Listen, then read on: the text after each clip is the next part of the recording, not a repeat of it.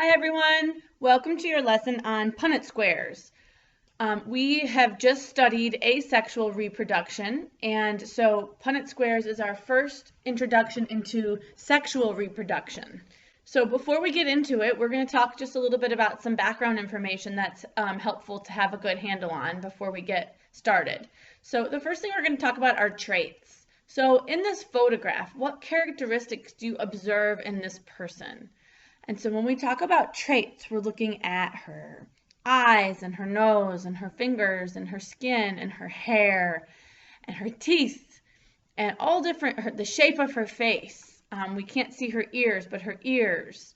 Those are what we're talking about when I talk about traits.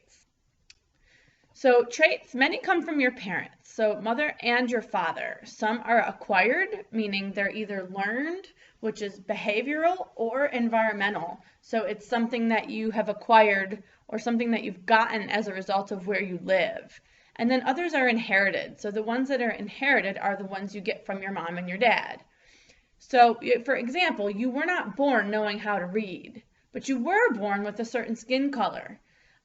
Or eye color. So skin color is both inherited and environmental. So you can be born with a certain skin color, but then your environment where you live can change that.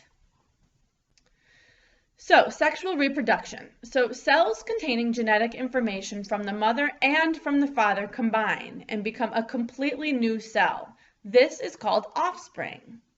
So the type of cell division is called meiosis. And we will really get into meiosis next week in week 5 and 6 checklist. So far we have discussed asexual reproduction and mitosis. So asexual reproduction is when the cell divides into exactly one other cell that is exactly the same. That asexual meaning not having sex, whereas sexual reproduction meaning does. So this is what this meiosis it takes place in the sex organs of humans and many other types of animals. So inherited traits are controlled by genes. Okay, a gene is a unit of heredity that lives in a specific location on a chromosome and codes for something specific. So what that long sentence means is that genes live on your chromosomes, so those X-shaped things, the tightly coiled DNA, genes live there. And there's different genes for different things, and that's what codes for something specific means. So there's genes for eye color, there's genes for skin color, there's genes for all sorts of different things. Heredity is just the passing on of genes from parents to children. Organisms do not inherit the traits. So children, we don't inherit blue eyes necessarily, but we inherit the gene that creates blue eyes, or the gene that codes for blue eyes. Most traits are determined by more than one gene. So it's really important to remember that, because it's a big misconception to think that you either are going to get blue eyes or you aren't going to get blue eyes. There's some other traits that are determined, or that are important in determining whether you're going to get certain traits. So various forms of the same gene are called alleles. Alleles. So there's different forms of the same gene. So if you look at the diagram, you see black eyes, white eyes, black eyes. Well, you see different combinations of different genes can create black eyes, and different combinations of different genes can create white eyes. So in the first one, moving left to right, you see we have big X and a big X on the bottom. And then on the top, you have EB and EB. Those make black eyes. Don't worry about what the letters mean for right now. They all mean something different depending on what it is you're talking about. What's important is to see that the letters in each of them are different. So if you look at the second one, the second circle, the gray circle, the letters are EB and EW, whereas if you look at the first gray circle, the letters are EB and EB. Even though they have different alleles, that still comes out as black eyes. So we'll get into in just a minute dominant and recessive and why that is, why they're different but still making black eyes. The white-eyed one is just EW. And then if you move over the end one, it's just EB, which makes black eyes. So the takeaway from this slide is that there are different forms of the same gene, which are called alleles, and those different forms can make different traits. Okay, so here's a long word, homologous chromosomes. Homologous chromosomes. In most eukaryotes, so we're now talking about organisms that do have a nucleus, cells have pairs of chromosomes. One comes from the mom and the other from the dad. Chromosomes in a pair are called homologs. So it's important to know what your stems mean. So in this word homologous, H-O-M-O means same,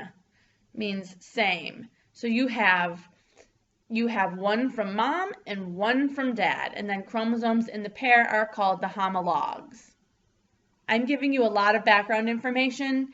I don't want you to get too stressed out about the terminology. I just want you to be able to know it in case it comes up and to be able to recognize it. But don't get stressed out about it. Okay, so in determining different types of traits and how heredity works, there were some heredity experiments that are important to look back on because they were the first heredity experiments that helped us understand traits. So the first heredity experiments were by Gregor Mendel using pea plants, and they're often referred to just as Mendel's pea plants. He bred plants with different traits. So he bred some short plants with some tall plants, and he realized that there is a probability of getting certain traits. So you see here on the left-hand side, genotype.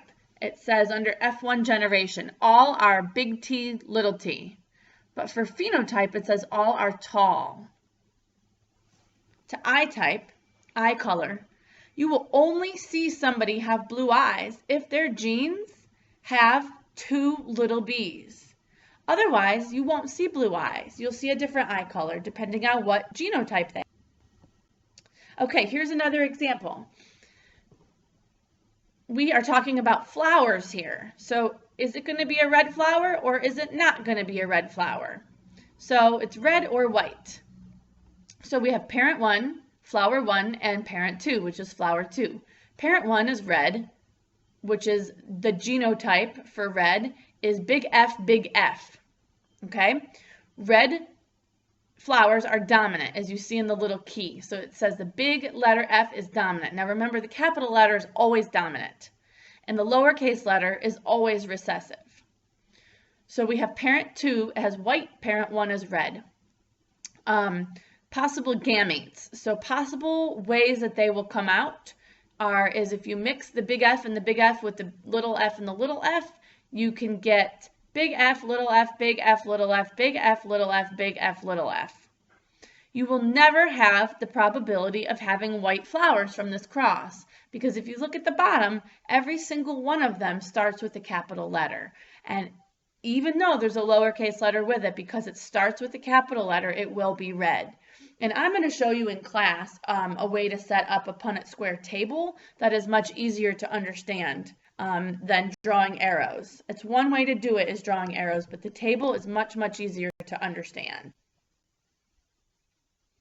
Okay, so this is the beginning of what I'm going to do with you in class on how to fill in a Punnett square, but the main 3 things that you need to know is that Punnett squares illustrate how a parent's alleles might be passed on to offspring. Now, the key word here is might, because it's a big misconception that a Punnett square will tell you 100% what your trait is going to be.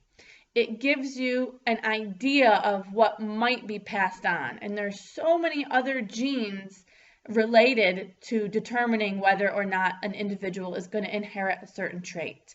Genes as well as behavioral and environmental. So remember those 3 things, genes, the environment, and how a person behaves all determine how a person's going to act and what traits will be inherited.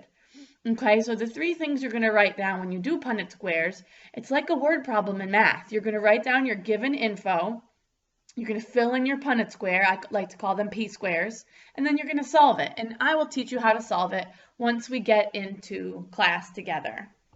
So I have included some links. You can't click them in this video, but these links are on the website to virtual practice. So if you want to help yourself understand Punnett squares a little bit better and have somebody else explain it from a different point of view and maybe give some really cool simulations, then please check out these links. They're very helpful and they're on the class website. Okay, so if you flip your graphic organizer over, you're going to see something called Punnett Square Practice. Please don't try to do that right now. That's what we're going to do together. Awesome. Thank you, guys. Please don't forget to email me if you have any questions. I hope you're having a great day. Bye.